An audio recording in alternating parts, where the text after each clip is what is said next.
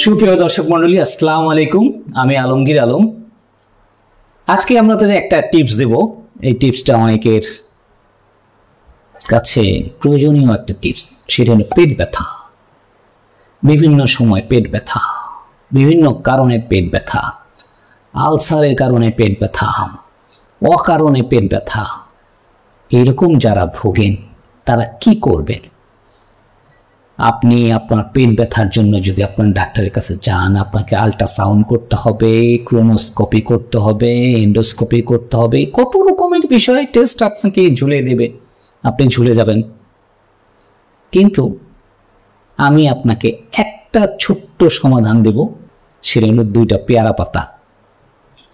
Simple 2টা পেয়ারা পাতা, খুব বেশি না, বয়স খুব কমও না, মাঝারি সাইজের 2টা পেয়ারা পাতা আপনি কুচি কুচি করে কাটবেন।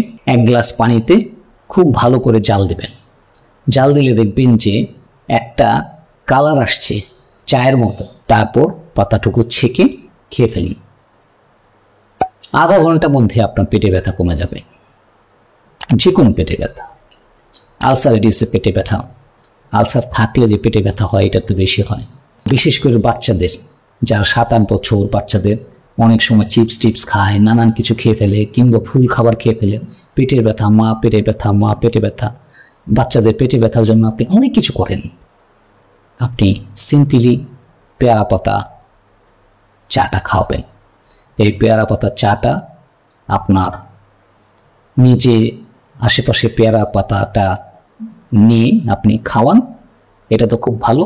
আর নয়তো আমাদের কাছে বলতে হবে, আমরা তখন আবার বেশি দামে আপনাদের কাছে পাঠাবো। আপনারা চাইলে আমরা দিয়ে দিতে পারবো পেয়ারা পাতার চা রেডিমেড। আপনারা কষ্ট করতে চান না, এটাও আমরা দিয়ে দিতে পারবো। পেয়ারা পাতার চা হচ্ছে পেটে আলসারাইটিস ব্যথার জন্য খুবই ভালো। এছাড়া পেটে যে কোনো ব্যথা হলেই আপনি প্রথমে এই পেয়ারা পাতাটা খাওয়ান। পেয়ারা পাতার চাটা খুবই কাজের এবং আধা ঘন্টায় রেজাল্ট। সম্পূর্ণভাবে আপনি এগুলো পার্শ্ব প্রতিক্রিয়াহীন। এটা খেলে আপনার কোনো সমস্যা হবে না। না খেলে এটা খাওয়ার জন্য আপনার ব্লাড সুগারের সমস্যা, ব্লাড প্রেশারের সমস্যা, অন্য কোনো সমস্যা, এরকম কোনো বিষয় নেই। আপনি সিম্পল 2টা পেয়ারা পাতা আপনি খাবেন।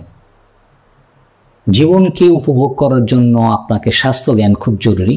এই স্বাস্থ্য জ্ঞানগুলো যদি, ছোট ছোট বিষয়গুলো যদি আপনি মনে রাখতে পারেন, আপনার পরিবারের অনেক বড় সমস্যা থেকে আপনি মুক্ত থাকতে পারবেন। নিজের পরিবারকে সুস্থ রাখুন, নিজে সুস্থ থাকুন এবং ছোট ছোট প্রাকৃতিক উপায়গুলো জেনে রাখুন। ধন্যবাদ।